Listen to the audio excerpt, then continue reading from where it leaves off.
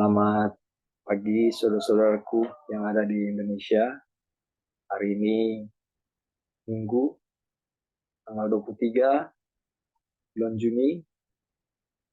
Dan selamat sore buat saudara-saudara yang ada di Amerika.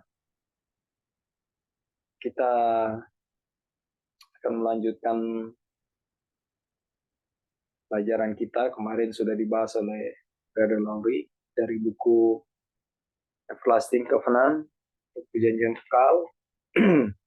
Dan kita sudah ada di chapter 20 ya, Roti dari Surga. Namun sebelum kita masuk di topik pembahasan kita, ini subjudul pelajaran kesetaraan ya. Kita akan review sedikit apa yang sudah sempat dipelajari kemarin. Mohon maaf agak batu-batu sedikit.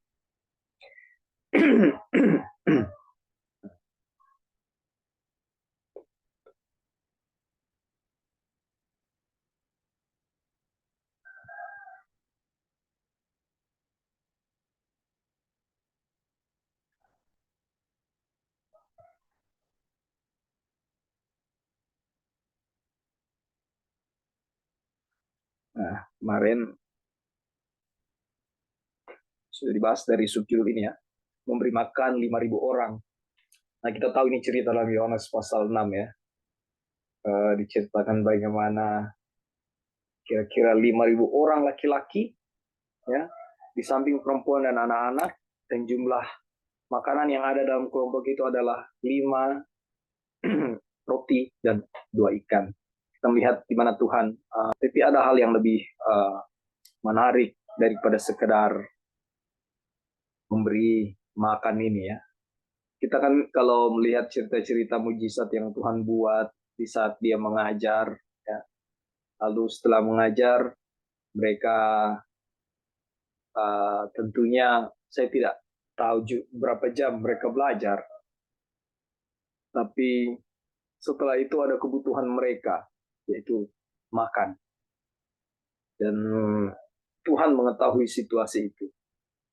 Dan Tuhan memberikan mereka makan. Telah memberikan mana dari surga, ya, firman-Nya, lalu mereka diberikan makanan jasmani. Dan cerita ini menjadi satu cerita yang membuat kita terkagum-kagum, karena bagaimana dari 5 roti dan 2 ikan ini bisa memberikan makan kurang lebih ya taruhlah 12.000 orang lebih ya. Bisa saja itu 15.000 ya. Karena yang dihitung 5.000 itu adalah laki-laki, dan kalau dia berpasangan ada perempuan, suami istri misalnya, itu sudah 10.000. Belum anak-anak. Anak-anak berapa ribu. Jadi ya kurang lebih seperti itu ya. Tapi sisa justru banyak. Bagaimana ketika Tuhan memberkati 2 ikan itu dan 5 roti itu, lalu dibagikan, dan sisanya banyak. Ini suatu hal yang luar biasa. Nah,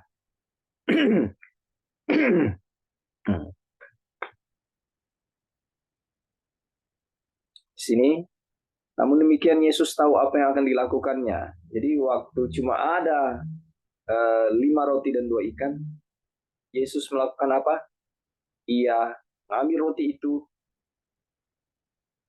mengucap syukur, lalu memberikannya kepada murid-muridnya, yang kemudian membagikannya kepada banyak orang. Nah, kita tahu ya, sisanya banyak. Ada 12 bakul penuh dengan potongan-potongan yang tersisa.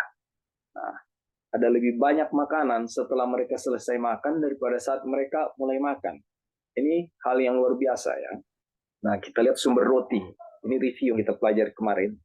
Dari manakah roti itu berasal? Ya. Tentunya hanya ada satu jawaban yang mungkin, yaitu roti berasal dari Tuhan sendiri.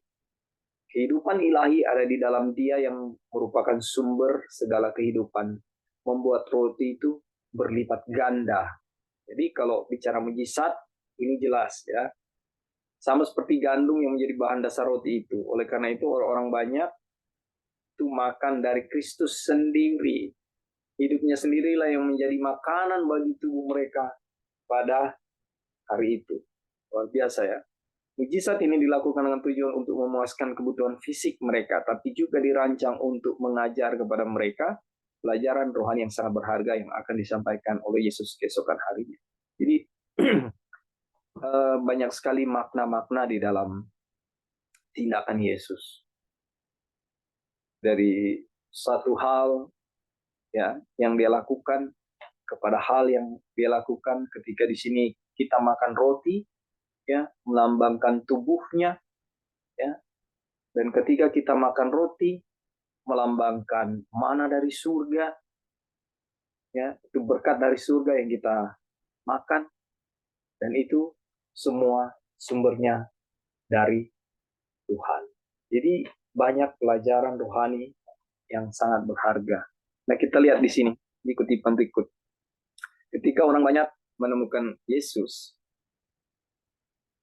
keesokan harinya ia menegur mereka karena lebih mementingkan roti dan ikan daripada makanan yang lebih baik yang ia sediakan bagi mereka. Apa yang Tuhan Yesus mau bilang kepada mereka? Bekerjalah bukan untuk makanan yang akan dapat binasa, melainkan untuk makanan yang bertahan sampai kepada hidup yang kekal, yang akan diberikan anak manusia kepadamu, sebab dialah yang disahkan oleh Bapa Allah dengan meterainya. Lalu mereka berkata kepadanya, apa yang harus kami perbuat ya untuk mengerjakan pekerjaan dikehendaki Allah? Ini Tuhan bilang bekerjalah untuk makanan yang memberikan kehidupan kekal, tidak binasa. Dan mereka tanya, apa yang harus kami lakukan? Nah, Yohanes 6 ayat 29 dibilang, inilah pekerjaan yang dikehendaki Allah, yaitu hendaklah kamu percaya kepada Dia yang telah diutus. Pekerjaan itu adalah hendaklah kamu percaya. Okay. Kenapa hal ini harus disampaikan, ditekankan, diulang-ulang? Ya. Oleh karena banyak ketidakpercayaan yang terjadi. Nah, kemudian meskipun mereka melihat, mengalami segala sesuatu yang telah mereka lihat dan alami, mereka meminta tanda lagi kepada Tuhan. Kata mereka, tanda apakah yang engkau perbuat supaya dapat kami melihatnya dan percaya kepadamu? Pekerjaan apakah yang engkau lakukan? Dan kemudian mereka menunjuk kepada pemberian mana dan berkata, nenek moyang kami telah makan mana di padang gurun, seperti ada tertulis, mereka diberinya makan roti dari surga. Tanpa menyadari, mereka baru saja mengalami mujizat yang sama yang diulangi bagi mereka. Ya, selalu ya, bangsa Yahudi, bangsa Israel pada waktu itu kiblatnya kepada masa lalu. Di saat mereka sudah makan mengalami mujizat yang sama, mereka pun tidak menyadari hal itu. Kristus roti dari surga. Yesus kemudian mengingatkan mereka bahwa bukan Musa yang memberikan roti di padang gurun, tapi hanya Allah yang memberikan roti yang benar dari surga. Roti yang dari Allah ialah roti yang turun dari surga yang memberi hidup kepada dunia. Maknanya ini di Yohanes 6 ayat 33 ini kita bisa lihat ya, saudara-saudara. Seperti tadi saya sudah sempat sebutkan di atas, bahwa bagaimana setiap tindakan Yesus itu mengandung makna, mengandung arti. Coba saudara renungkan, apa sih roti dari surga itu? Apa sih kenapa Tuhan bilang kalau makan roti dari surga itu akan memiliki kehidupan kekal? Ya. Nah, kalau kita bicara roti dari surga secara literal, kita lihat itu mana. Ya. Tapi firman Tuhan pun yang sedang kita pelajari dan kita makan bisa disebut juga literal. Oleh karena kita baca firman, kita membahasnya, ya. Dan arti makan di sini di mana kita mempelajari kebenaran firman Tuhan. Ya. Roti secara literal yang jatuh di padang belantara, padang gurun waktu itu, ya. Waktu memberikan makan kepada bangsa Israel, itu roti yang memang mereka kumpulkan. Di judul-judul sebelumnya, di chapter-chapter sebelumnya kita sudah bahas itu. Tapi di sini penekanannya roti yang dari Allah, roti yang turun dari surga yang memberi hidup kepada dunia. Jadi secara rohani maknanya dapat, secara apa namanya, literal juga maknanya dapat ya. Secara nyata kita lihat, kita makan, kita sehat. Ya, begitu juga roti mana dari surga dalam konteks kebenaran firman Tuhan itu. Kita makan, kita sehat tubuh rohani kita. Dan apa masih belum mengerti apa yang Yesus maksud, mereka meminta agar mereka dapat memiliki roti hidup itu lagi. Ketika dia mengatakan dengan jelas bahwa dia sendirilah roti hidup itu, dengan berkata, akulah roti hidup. Barang siapa datang kepadaku, ia tidak akan lapar lagi. Dan barang siapa percaya kepadaku, ia tidak akan haus lagi. Aku berkata kepadamu, sesungguhnya barang siapa percaya, ia mempunyai hidup yang kekal, akulah roti hidup. Sekian apa namanya, review. Oke, sebelum kita masuk pada pembahasan, apakah ada saudara-saudara mau tambahkan atau mungkin pertanyaan, sanggahan? Kalau Halo. ya, silakan, Sister Dave. Iya, Kak Dolphin, di atas kita ingin bagikan yang Ya, ayat di atas dalam Yohanes 6 ayat 27. Di situ kan dibilang, bekerjalah bukan untuk makanan yang akan dapat binasa, melainkan untuk makanan yang bertahan sampai kepada hidup yang kekal, yang akan diberikan anak manusia kepadamu, sebab dialah yang disahkan oleh Bapa Allah dengan meterainya. Kemudian ya, minggu lalu kita dikasih ayat dalam Matius 4 ayat 4 dibilang, manusia hidup bukan dari roti saja, tetapi dari setiap firman yang keluar dari mulut Allah. Jadi ini semua kan berbicara tentang hal-hal rohani ya. betul. Jadi ini Ya, kita dikasih pengertian bahwa yang paling utama dari semua hal itu adalah hal-hal rohani. Kita betul. mencari, kita bekerja, kita makan itu yang paling penting itu dari hal rohani. Ya, Kemarin telah disinggung sedikit tentang persungutan bangsa Israel ya. Yang ada lalip pertanyaan, apakah harus bersungut dulu baru Tuhan kasih ya? Sebenarnya kalau bangsa Israel mengerti akan hal rohani, mereka pasti tidak akan bersungut. Karena di dalam Ulangan 8 ayat 3 di situ dibilang Tuhan yang membuat mereka lapar dan Tuhan memberikan mana. Jadi sebenarnya Tuhan sediakan mana itu. Kalau mereka tidak bersungut, Tuhan juga pasti akan berikan kebutuhan mereka jasmani dengan limpah dan akan mempercepat perjalanan mereka ke Kanaan. Jadi itu ya, ya kita lihat bagaimana pentingnya kita mengerti bahwa hal-hal rohani itulah yang paling penting dari semuanya ya.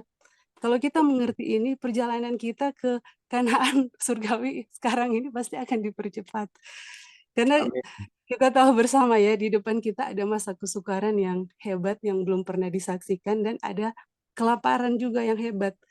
Jadi kalau kita mengerti hal rohani, kita akan mengerti bahwa roti hidup inilah yang akan memberikan kita kekuatan dan bisa melewati masa kesukaran itu. Jadi penting sekali untuk mengerti hal-hal rohani ya dalam kehidupan kita. Baik itu Betul. aja. Terima kasih. Terima kasih, Sister David. Puji Tuhan, penekanannya sangat baik. Jadi betul ya, nanti akan ada kelaparan. Ya, mau cari firman Tuhan, sudah tidak ada lagi. Keliling sampai ujung bumi, firman Tuhan tidak ada lagi. Nah, kalau kita tidak memakan kebenaran firman Tuhan ini secara makna rohaninya, lalu di saat kita tiba pada peristiwa itu dan kita rindu mau cari, sudah tidak ada kebenaran itu. Apakah itu artinya sudah tutup pintu, saudara-saudara? Ya. Jadi terima kasih untuk tambahannya, benar sekali itu, puji Tuhan. Ada yang lain, saudara-saudara?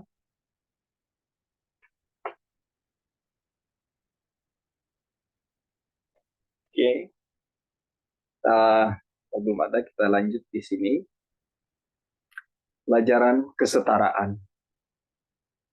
Dalam kisah pemberian mana, kita menemukan pernyataan yang sering diulang-ulang, bahwa tiap-tiap orang mengumpulkan menurut keperluannya.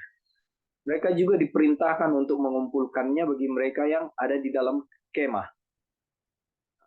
demikianlah diperbuat orang Israel. Mereka mengumpulkan, ada yang banyak, ada yang sedikit. Ketika mereka menakarnya dengan Gomer, maka orang yang mengumpulkan banyak tidak kelebihan, dan orang yang mengumpulkan sedikit tidak kekurangan. Keluaran 16 itu ya, ayat 17-18. Kita lihat apa maknanya itu ya. Jadi sebuah keajaiban kasih karunia. Ada sesuatu yang luar biasa tentang hal ini, ya, yang tadi takaran-takaran di atas itu ya.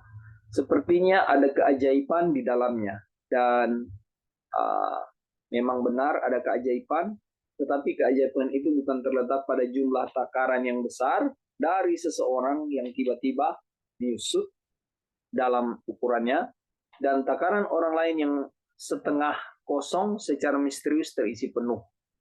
Ya, jadi kan mereka kalau dari ayat ini dibilang bahwa ada yang mengumpulkan banyak, ada yang mengumpulkan sedikit. Tapi dibilang yang mengumpulkan banyak itu tidak kelebihan, yang mengumpulkan sedikit tidak kekurangan. Nah, Alkitab membantu kita untuk memahami hal ini. Dalam beberapa instruksi tentang memberi, kita membaca, kamu dibebani bukanlah supaya orang lain mendapat keringanan, tetapi supaya ada keseimbangan. Kata kuncinya keseimbangannya. Maka hendaklah sekarang ini kelebihan kamu mencukupi kekurangan mereka, agar kelebihan mereka kemudian mencukupkan kekurangan kamu, supaya ada keseimbangan. Ada tertulis, orang yang mengumpulkan banyak tidak kelebihan, dan orang yang mengumpulkan sedikit tidak kekurangan. Di 2 Korintus ayat 8, 2 Korintus 8 ayat 13 sampai 15. Saudara bisa lihat prinsip di sini ya. Dari apa yang kita baca, ada yang mau menyanggah?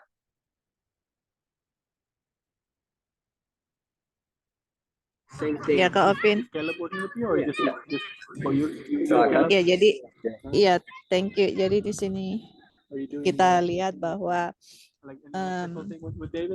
Tuhan mau untuk kita saling membagi berkat, karena kita lihat juga waktu di zaman murid-murid Tuhan Yesus itu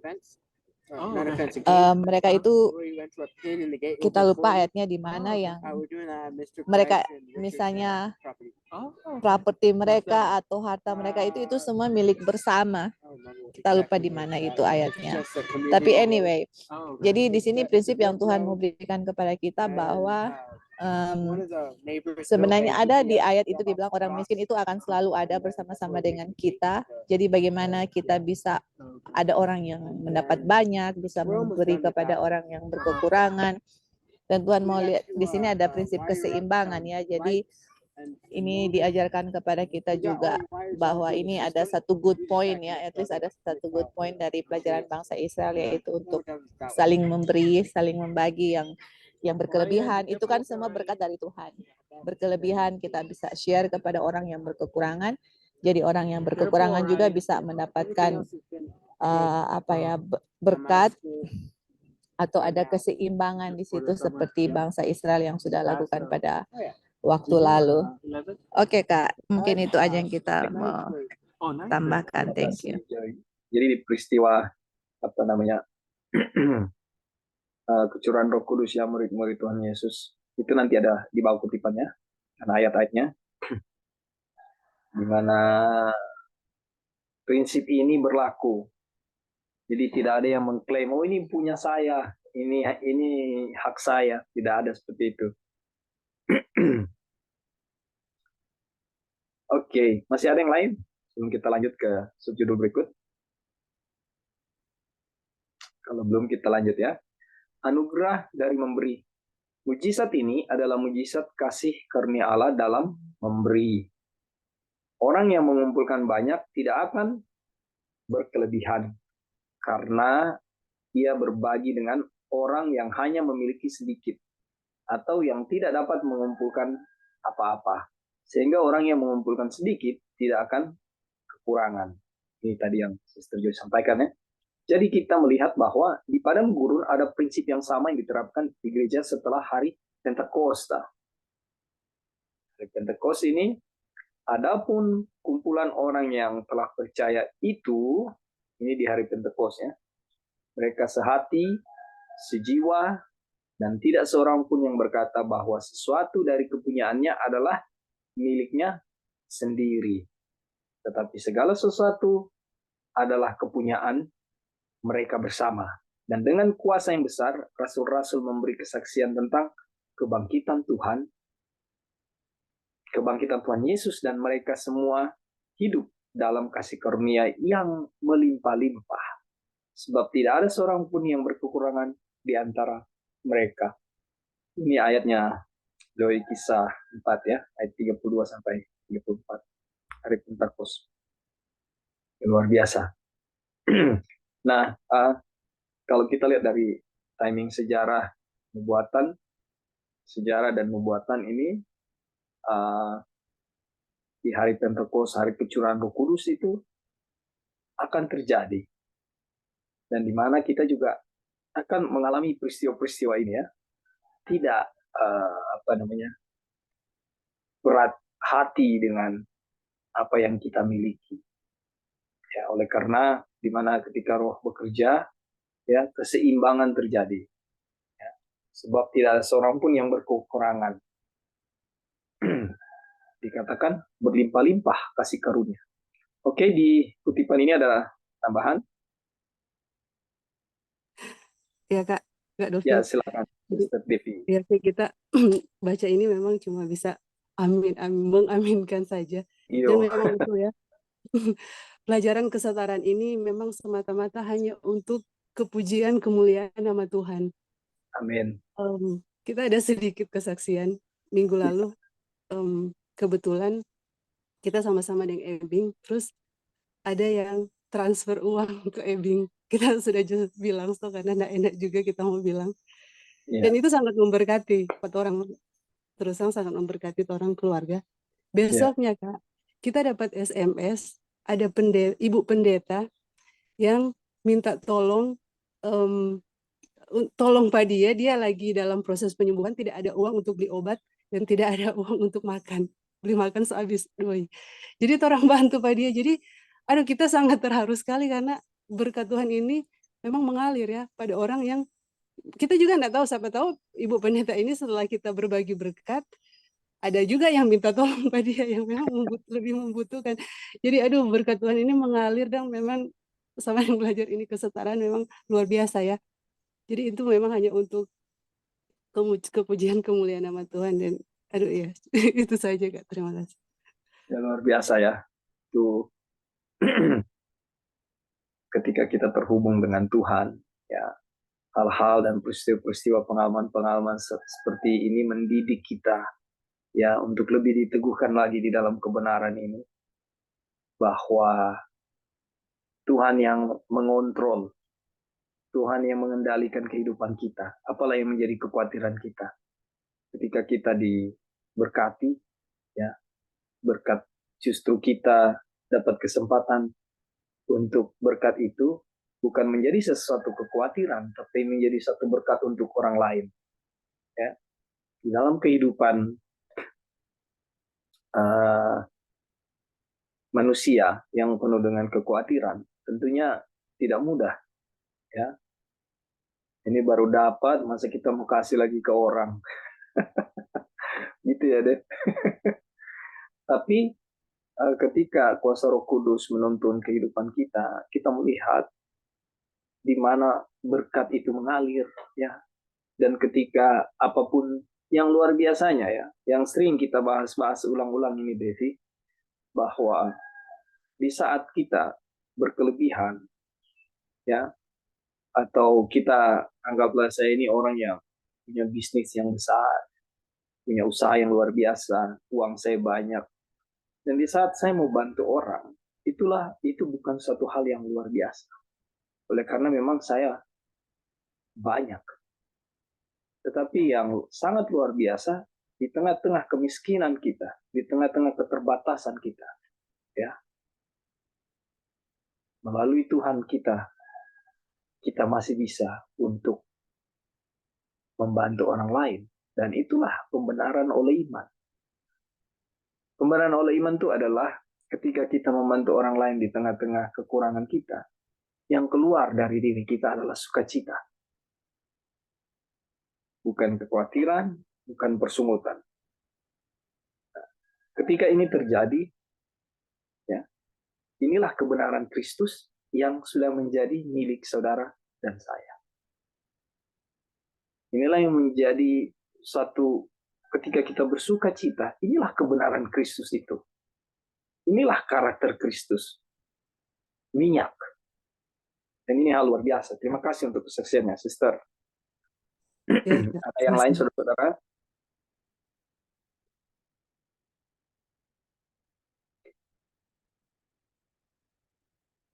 Jadi memang benar-benar untuk kepujian nama Tuhan. Ya, ini pekabaran pembenaran oleh iman ini, Sister White bilang untuk meninggikan Yesus, ya, sebagai juru selamat yang menanggung dosa dunia. Lalu apa lagi? Ya, dan menuntun orang untuk memiliki kebenaran Kristus. Lalu di dalam implementasinya, ya, atau di dalam akibatnya dari ketika belajar ini adalah kepada penurutan kepada seluruh perintah Tuhan. Ini luar biasa. Lalu pertanyaannya, bagaimana perintah Tuhan? Bagaimana kebenaran itu ada milik saya? Itu tadi, ketika ada perbuatan benar, perbuatan baik yang kita lakukan, dan ada rasa sukacita di dalam diri kita, itulah kebenaran Kristus yang kita miliki. Dan itu luar biasa. Puji Tuhan. Oke, kalau belum ada kita lanjut. Ini cuma ada 5 subjudul ya. Kesalahan dan kebaikan Israel kuno. Kita banyak berbicara tentang kesalahan-kesalahan bangsa Israel kuno. Ada baiknya kita mempertimbangkan sisi lainnya. Dengan semua kesalahan mereka, mereka tidak memiliki kesalahan kecuali yang biasa terjadi pada manusia. Nah, kalau kita kalau kita baca pelajaran-pelajaran ini, atau sering kita juga di gereja ketika ada diskusi-diskusi sekolah sahabat atau apapun itu, sering kita membaca cerita bangsa Israel ini, ya. Dan penekanan-penekanannya sering kita bawa bagaimana bangsa Israel ini dalam kesalahan-kesalahan mereka. Kutipan di sini Wagoner mau bilang bahwa dengan semua kesalahan mereka, ya, dengan semua kesalahan mereka, bangsa Israel kuno ini, ya, mereka tidak memiliki kesalahan kecuali yang biasa terjadi pada manusia. Jadi hal-hal itu, ya, kebodohan-kebodohan bangsa Israel pada zaman itu adalah kebodohan yang terjadi juga kepada semua manusia, dilakukan oleh manusia-manusia. Jadi tidak semata-mata karena bangsa Israel bodoh, ya, melakukan kesalahan-kesalahan, tapi itu adalah lumrah, ya, naturalnya manusia. Mereka tidak lebih buruk dari manusia pada umumnya, dan terkadang mereka naik ke ketinggian iman dan kepercayaan yang jarang terlihat. Jadi ada pengalaman-pengalaman yang bangsa Israel alami, dan itu juga jadi suatu kekuatan buat kita juga untuk kita pelajari bagaimana mereka bertumbuh di dalam iman mereka, ya, mereka jatuh bangun dalam iman mereka, tetapi konteks kesalahan-kesalahan mereka itu sama saja dengan kita, saudara-saudara. Kita tidak perlu mengira bahwa mereka selalu mempertahankan kebaikan ini dan bahwa tidak ada orang yang serakah di antara mereka. Ya. Ada orang-orang seperti itu di dalam gereja yang sejarahnya dituliskan dalam Kisah Para Rasul. Tapi cukuplah bagi kita untuk mengetahui apa yang mereka lakukan setidaknya pada sebagian waktu. Jadi buat kita cukup, ya, sebagai bahan pengetahuan, ya, apa yang sudah mereka lakukan. Dan untuk mengetahui bahwa Allah merestuinya. Allah memberi mereka roti dengan berlimpah. Bagian mereka hanyalah mengumpulkannya. Oleh karena itu, tidak ada alasan mengapa mereka tidak boleh membaginya dengan saudara-saudara mereka yang membutuhkan. Memang ketika kita melihat dari jarak ini, tampaknya hal ini adalah hal yang paling alamiah untuk dilakukan. Apa kira-kira aplikasi yang bisa kita dapat dari kutipan ini? Ada saudara-saudara yang mau tambahkan? Ada yang melihat sesuatu di sini?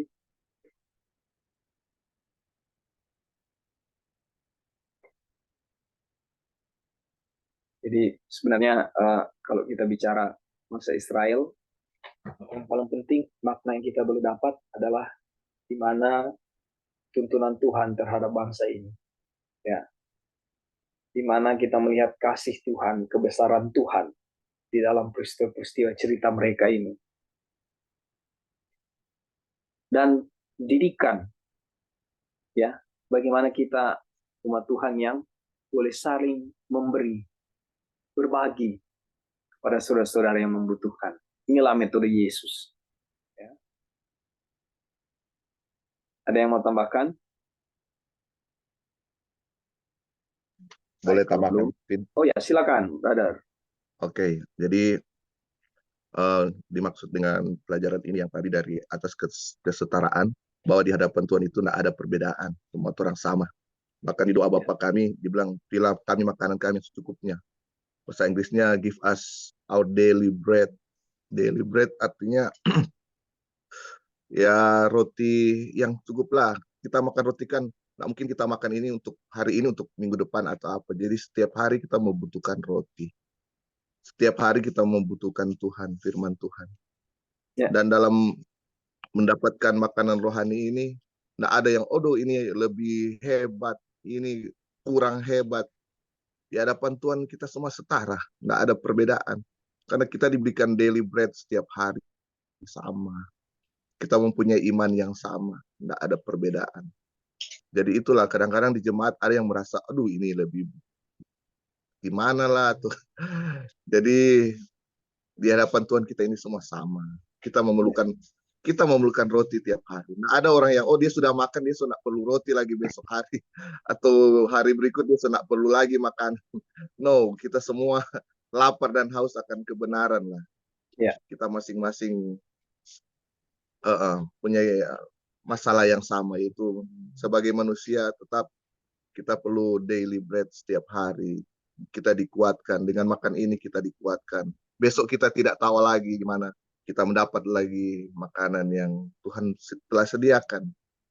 Jadi itu Pin, kita semua setara di hadapan Tuhan.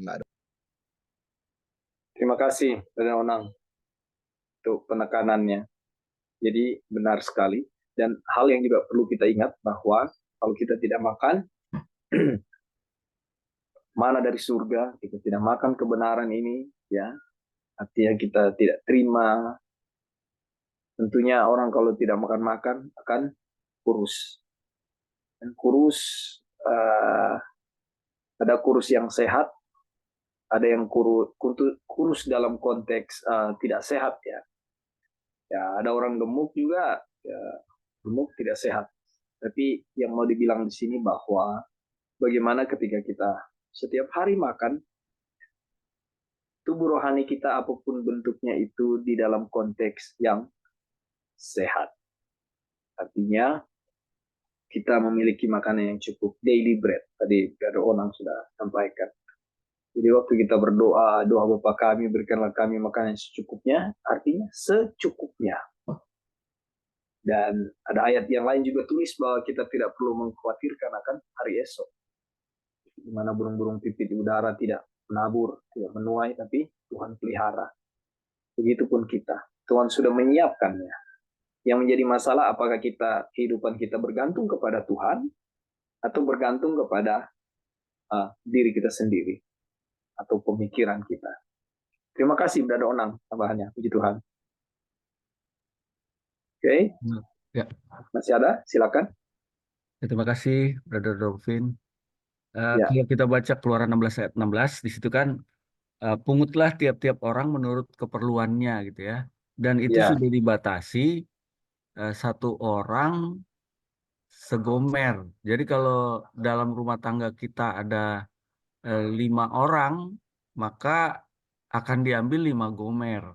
ya, Seperti itu. Kalau kalau kita ambil 10 gomer, itu tetap nggak bisa disimpan. Karena kalau besok disimpan, Tuhan sudah sediakan lagi ya untuk besok.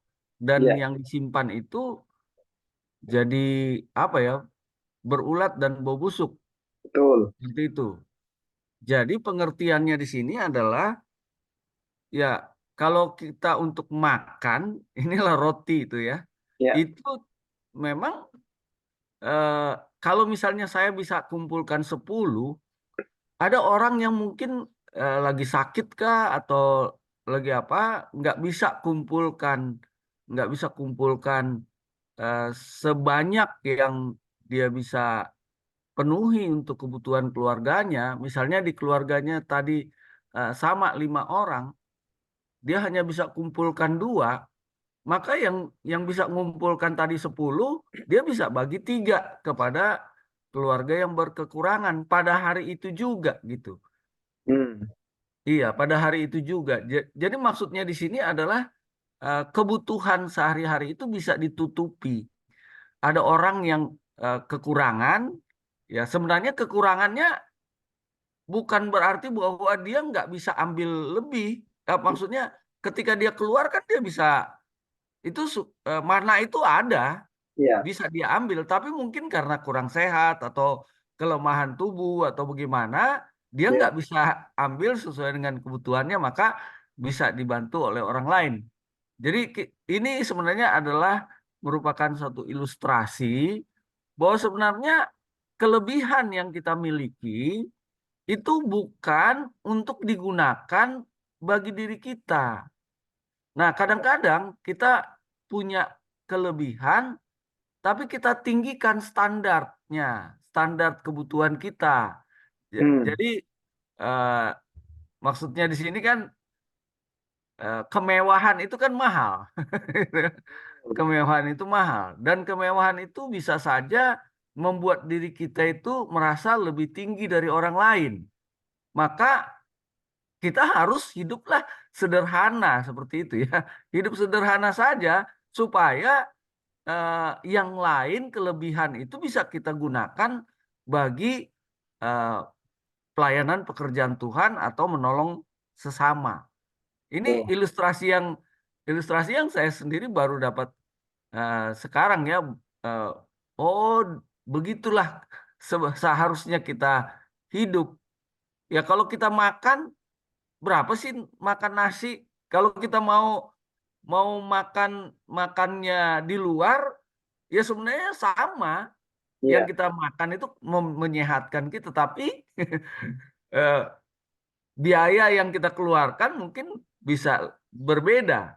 Nah, sebenarnya selisih selisih itu kalau kita hidup sederhana, itu bisa kita tolong orang lain. Nah, betul. seperti itu ya. Jadi eh, luar biasa ini pekabaran.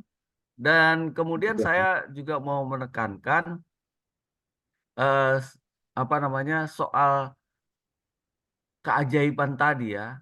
Ya, Keajaiban itu katanya bukan terjadi kalau misalnya ambil banyak, dia jadi berkurang takarannya, ya, lalu ambil sedikit, terus dia jadi takarannya besar. Itu bukan keajaibannya, bukan di situ. Tapi betul. keajaibannya adalah bahwa kita tuh ketika punya prinsip seperti ini ya, hiduplah secukupnya tadi seperti yang Brother Ronald katakan. Eh, Ya, hari hari ini cukuplah untuk hari ini kan, daily bread. betul. Maka sebenarnya apa yang kita dapatkan lebih hari ini itu bisa kita gunakan menolong orang lain.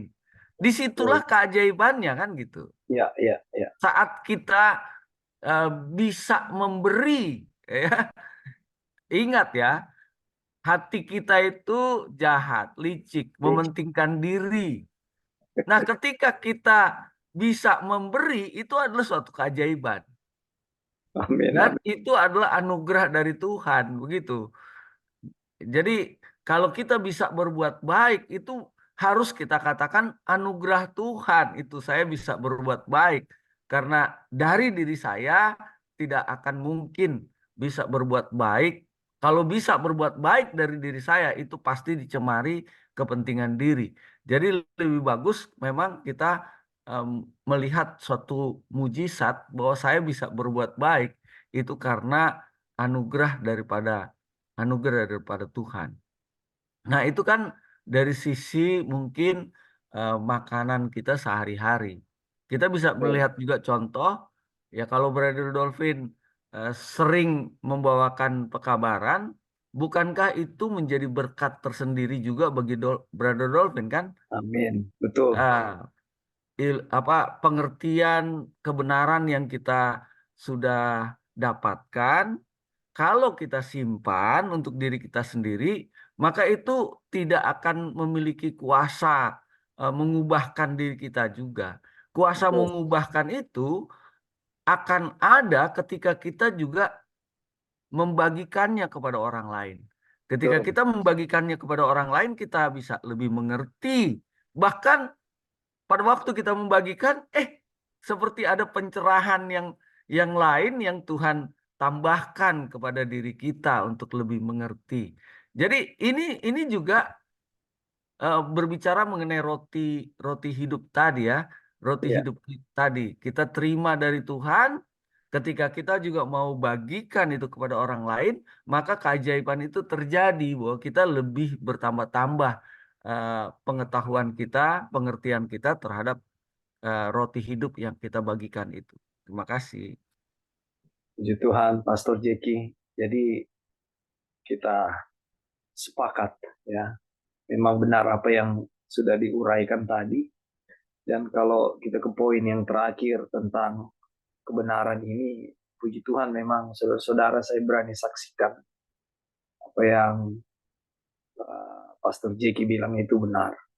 Jadi ketika kita menyampaikan seperti ini, kita pun sendiri dapat kekuatan dari kebenaran firman Tuhan ini. Dan sadar tidak sadar pengetahuan bertambah.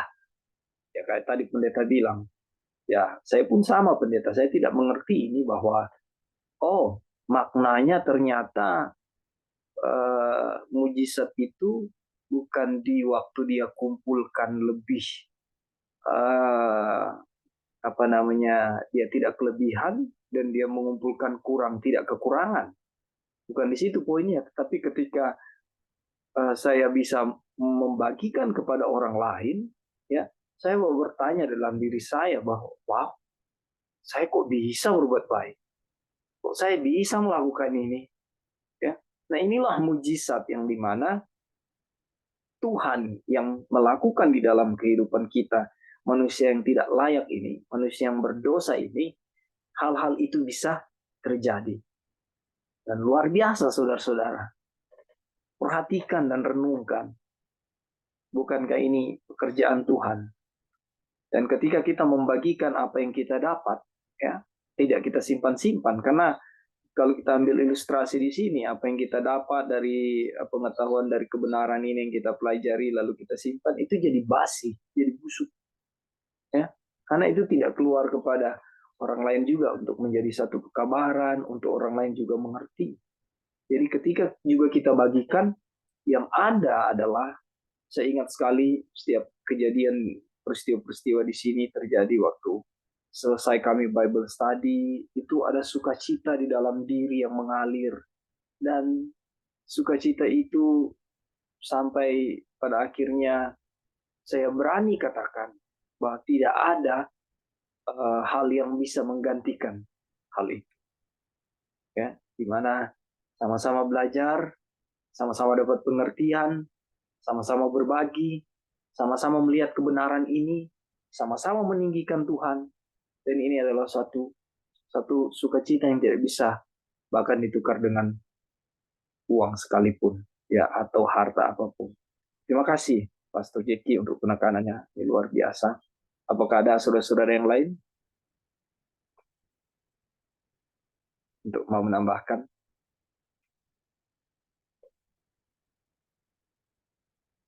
Nah, baik, kalau belum ada, kita masuk kepada kutipan ini. Apakah kita lebih baik dari mereka? Ini bangsa Israel ya. Nah, kita kan kalau di dalam diskusi apapun kita sering ambil konteks pengalaman bangsa Israel yang gagal dan gagal, baru melihat mujizat, tapi sudah tidak percaya, ya. Dan sering kita sekali melihat bahwa gagalnya bangsa Israel ini adalah satu kegagalan dan satu kebodohan. Pertanyaannya, apakah kita lebih baik dari bangsa Israel? Gitu kan. Di sini dikatakan tetapi kondisi saudara dan saya sama dengan mereka. Saudara dan saya tidak memiliki apa-apa kecuali apa yang berasal dari Tuhan. Kalau sudah begitu, apa yang bisa menjadi satu kebanggaan atau pemikiran bahwa kita lebih baik dari bangsa Israel? Atau saya lebih baik dari orang lain? Sementara kita ini tidak punya apa-apa. Semua yang kita dapat itu berasal dari pada Tuhan. Semua yang kita miliki, mau harta, jabatan, uang, apalagi kesempatan, popularitas, ya, semua itu hanya dari Tuhan. Dia yang memberikannya. Dan yang dapat kita lakukan hanyalah mengumpulkan karunia-Nya. Tuhan bilang kumpul mana, kita hanya bisa kumpul mana itu. Kita nggak bisa membuat sesuatu teknologi supaya mana itu turun dari langit. Tugas kita hanya mengumpulkan. Oleh karena itu kita tidak boleh menganggap semua harta kita sebagai milik kita sendiri. Terima kasih Pendeta Jeki dan Brother Onang tadi. Dah menekankan bagaimana kita harus berbagi kelebihan-kelebihan itu. Jadi ketika saya ada lebih, bukan saya simpan. Kalau kita dapat pelajaran dari sini bahwa kelebihan yang kita dapat itu untuk kita bagikan kepada orang lain. Inilah kebenaran itu. Inilah mujizat itu. Ya. Misalnya ada satu proyek, ya, dan di dalam proyek itu secara kalkulasi dalam pekerjaan, saya akan terima 1 miliar. Ya. Namun di dalam banyak peristiwa, di dalam banyak hitung-hitungan, ternyata yang saya terima lebih. Let's say 2 miliar. Nah, tentu secara pribadi saya akan senang. Wah, saya dapat lebih. Secara manusia, secara natural, ya, sebagai orang berdosa, pada umumnya akan berpikir bahwa ini akan saya simpan. Ya, untuk rencana-rencana saya. Bangun rumah anak-anak saya, ya, atau beli mobil, dan segala macam. Tapi pelajaran yang penting yang kita dapat saat ini, Tuhan berbicara kepada kita melalui ayat-ayatnya dan kutipan-kutipan ini mau menjelaskan. Kelebihan itu adalah milik saudara-saudara kita yang berkekurangan. Hendaklah ketika kita mendapat lebih, mari kita bagikan. Karena kita sudah Tuhan kasih takaran yang cukup. Ingat di atas, ya, mengumpulkan lebih, ya, tidak membuat dia kelebihan. Ya, mengumpulkan setengah gomer tidak membuat dia kekurangan. Tadi dibahas tentang kesetaraan. Inilah hal yang luar biasa. Segala sesuatu hanya dari Tuhan. Oleh karena itu kita tidak boleh menganggap semua harta kita sebagai milik kita sendiri, tetapi kita harus menyimpannya sebagai titipan baginya. Ya. Namun perhatikan bahwa hal ini jauh berbeda dengan semua skema komunisme modern. Ini bukanlah pembagian harta benda berdasarkan hukum, tetapi pemberian setiap hari oleh yang kuat kepada yang lemah. Mari kita lihat prinsip komunisme. Komunisme itu paham ideologinya adalah seperti ini. Komunisme merupakan paham yang menekankan kepemilikan bersama atas alat-alat produksi, yaitu seperti tanah, tenaga kerja, dan modal. Nah, tujuannya adalah supaya tercapainya masyarakat yang makmur tanpa kelas dan persamaan derajat manusia. Itu prinsip. Jadi semua milik bersama. Ya. Tapi prinsip komunisme ini tidak seperti yang Tuhan maksudkan di sini. Perhatikan ya, lihat di sini ya. Berbeda dengan semua skema komunisme modern. Ini bukanlah pembagian harta benda berdasarkan hukum, tetapi pemberian setiap hari oleh yang kuat kepada yang lemah. Kalau di komunisme kan, jadi harus diatur supaya segala sesuatu itu sama. Jadi tidak ada strata kehidupan. Jadi kalau semua dapat satu bagian dari pembagian itu, semua dapat satu. Ya. Jadi tidak ada istilahnya yang kekurangan. Nah, konsep Tuhan berbeda dengan itu. Ya. Kita diajarkan untuk yang kuat memberikan kepada yang lemah.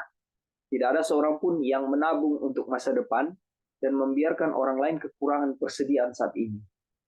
Tetapi mempercayai Allah untuk persediaan hariannya. Yang tadi disinggung oleh Brother Onang juga. Ya, cukuplah sehari untuk sehari. Ya. Ayat yang lain juga bilang, kesusahan cukuplah sehari. Ya. Besok adalah kesusahannya sendiri. Tapi di dalam pemeliharaan Tuhan, kita diajarkan kita memiliki takaran masing-masing yang sudah Tuhan tentukan. Dan kelebihan itu adalah jadi satu hal yang boleh kita bagikan. Baik, ada tambahan di sini, saudara-saudara?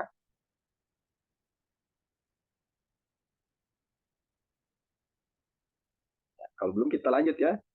Dan ini kutipan terakhir sepertinya. Paham semacam itu tidak dapat dicapai dengan rencana manusia.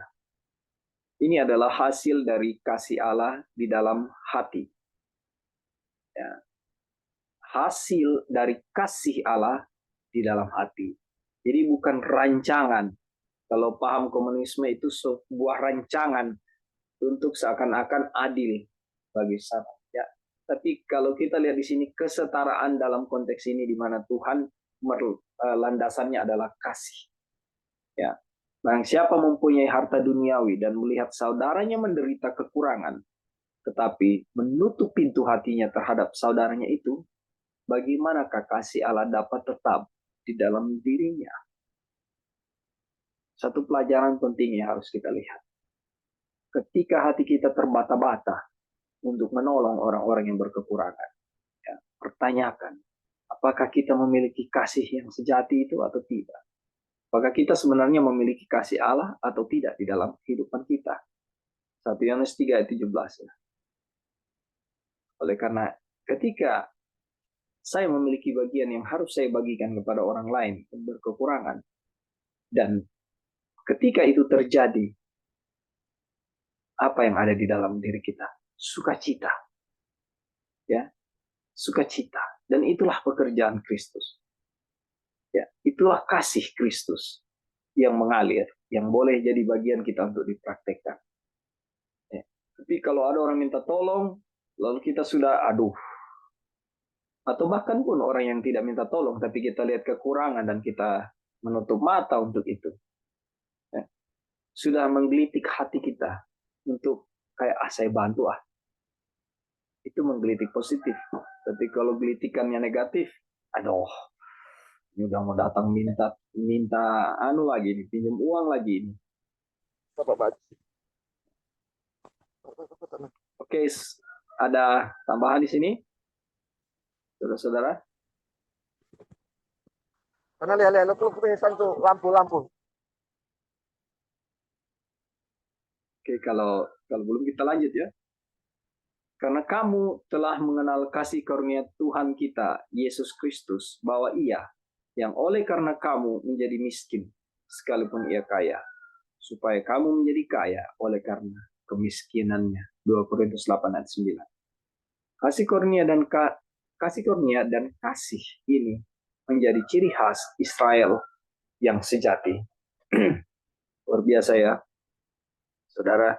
Bicara tentang mana dari surga, bicara tentang uh, roti kehidupan, ya ujung-ujungnya apa? Berbagi. Ya. Bicara tentang mujizat, ujung-ujungnya diajarkan bagaimana kasih itu ditransfer, kasih itu di ketika jadi bagian kita dituntun dalam pengertian yang lebih dalam lagi, memberi, ya, mengasihi sesama, melihat orang yang kekurangan. Ini luar biasa. Oke, sebelum kita tutup, apakah ada masukan tambahan dari saudara-saudara?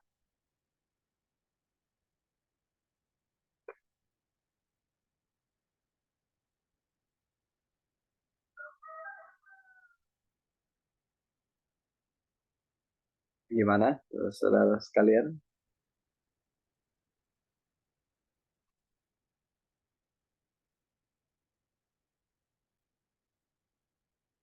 Baik, kalau sudah tidak ada tambahan masukan.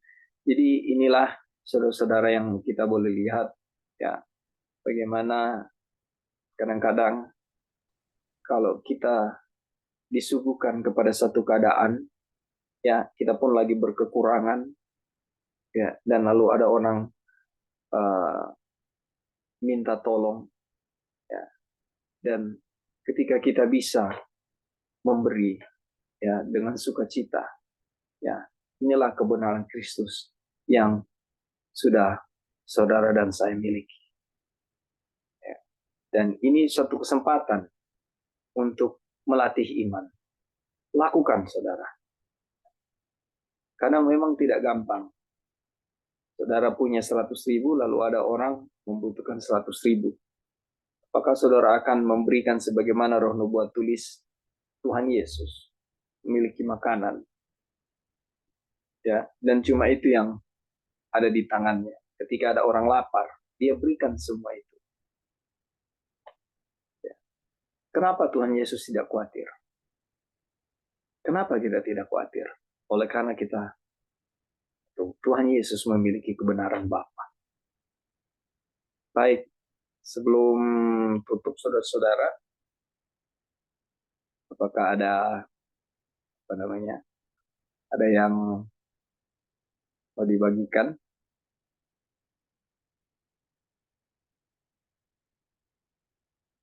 Baik, saudara-saudara, demikianlah Bible study kita. Puji Tuhan, kita diberikan satu kesempatan untuk belajar dan kita dituntun untuk lebih dalam lagi pada pengertian-pengertian kebenarannya, dan biarlah ini semua untuk kemuliaan nama Tuhan. Saya bawa dalam nama Tuhan kita Yesus Kristus. Apakah Pastor Jackie available untuk doa tutup? Maaf sebentar ya, saya mau stop dulu.